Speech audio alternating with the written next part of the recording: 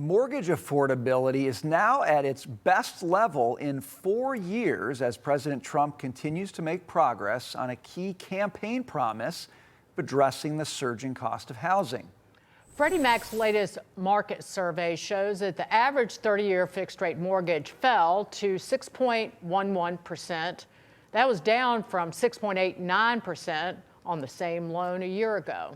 Joining us now is Housing and Urban Development Secretary Scott Turner. Secretary, thank you for being with us.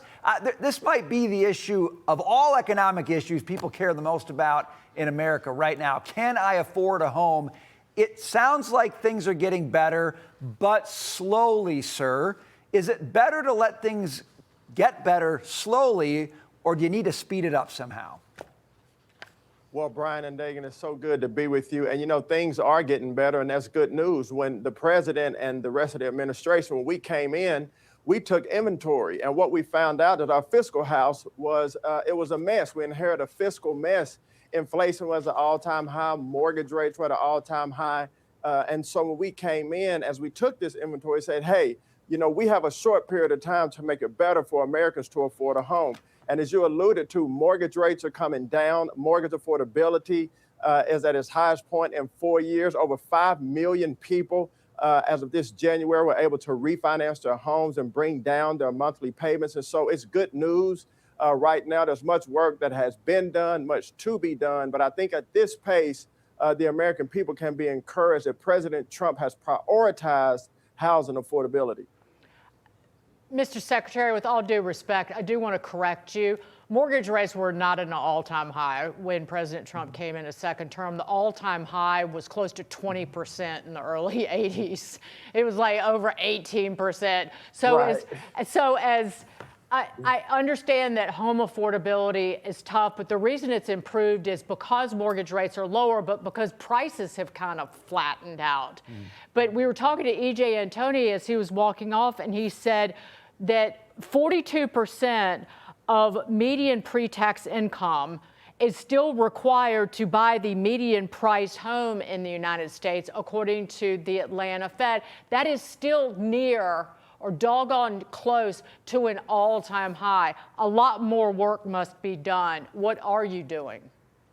Absolutely, and Dagan, thank you for making that correction. Yes, mortgage rates were very high when we came in. They're lower now. But as you can see, much work has been done. American people, from the Gen Z, the younger people to the older people in our country, are talking about housing affordability.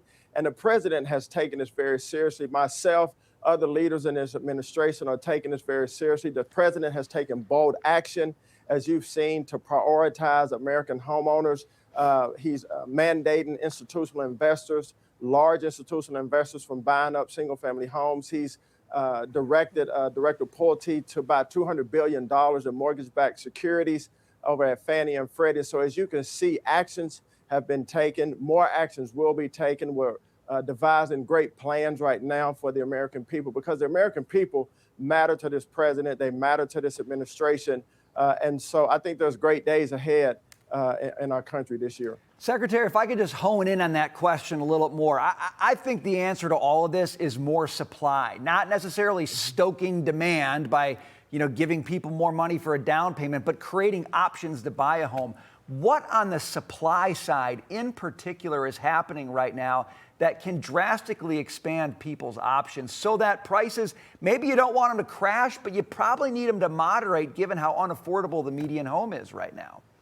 Exactly, Brian, and that's a great question you bring up. When you think about the home sales in December of 2025, single-family home sales, existing home sales rose at their sharpest pace in the last 3 years. And so more homes are coming to the market. And when home prices come down, when mortgage rates come down, as you all know, more supply will happen. But also in our opportunity zone legislation, so far opportunity zones have garnered over 300,000 new housing units. About $90 billion have been invested into opportunity zones, whereby creating more supply of housing, multifamily housing, single-family housing, duplex housing. And with the one big beautiful bill, opportunity zones have now been made permanent. And so we are anticipating hundreds of thousands of more units of housing to come online. There's great anticipation for that. And so I think when you put all these things together, bringing prices down, mortgage rates coming down, mortgage affordability going up, more single family homes coming back on the market, that the supply will increase greatly.